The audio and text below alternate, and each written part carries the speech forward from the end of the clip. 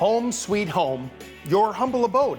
You know, day in and day out, we go about our lives often not thinking about the fact that, well, owning a home requires a certain amount of diligence when it comes to upkeep. Now, maybe it will help if we explain just how the home works. It's something I like to call the 60-minute inspection. Now, don't worry, we're not going to take 60 minutes to explain it because really the show's only a half an hour. But you don't need to be a home inspector to follow along. Come with me. Let's start with your exterior, from the top to the bottom. Your roof probably gets the most wear and tear outside. All the more reason to inspect it regularly for shingle integrity and signs of a leak. Check the flashing and any other seams that meet the house. And don't forget those gutters. Drawing water away from the roof and the structure is key to staying dry. Lastly, every year thousands of people fall off ladders and wind up in the emergency room. So if you're not comfortable, you should hire a licensed roofing contractor. Look at your home's foundation for any signs of poor drainage or structural issues. Here's a tip. Throw on your slicker and take a walk around the perimeter during a rainstorm to see how the water behaves. Now, you can't just look at the foundation from the outside. You need to come on the inside as well to see what's going on below grade. This home has a basement, so you get a clear view of the walls. Take a look at that small hairline crack. Now, that's not a real structural issue, but you got to keep an eye on it to make sure that water doesn't come in. Chances are, if you have a basement, you have sump pumps or ejector pumps like this one here. These pumps should be checked out and the pits should be cleaned on an annual basis. And remember that all pumps fail. So every 7 years, those pumps and switches should be changed out. The dryer vent needs to be cleaned annually. At the hardware store, you can buy a kit with a flexible brush that'll make this job a little easier.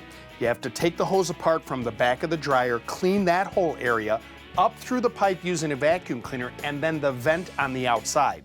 Oh, and your washing machine, those hot and cold water hoses, those should be replaced every 3 to 5 years or they could potentially burst.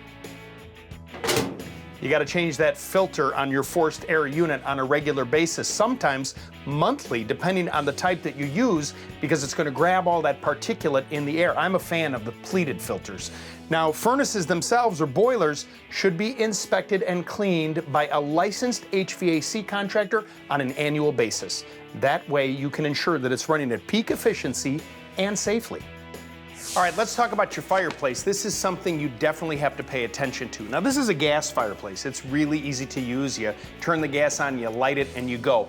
But it still needs to be cleaned and inspected by a professional. Now, if this is something you use all the time, it should be done every 2 to 3 years. But if it's a wood-burning fireplace and you're burning more than 6 to 8 fires annually, that's something you should do once a year. It needs to be cleaned and inspected to make sure that it's operating safe and efficiently.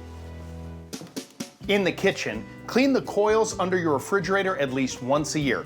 Take the toe kick cover off with a couple of screws, then take a duster like this and work underneath there to clean those coils so that you boost the efficiency and you see all that debris you take out of there. It's going to make this system run so much better. Now, your dishwasher, you should clean that twice a year. Put it on the highest setting and let it run halfway through the cycle.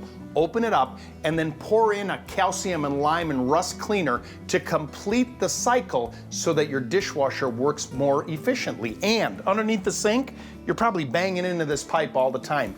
Tighten those connections so they're not leaking and causing a larger problem.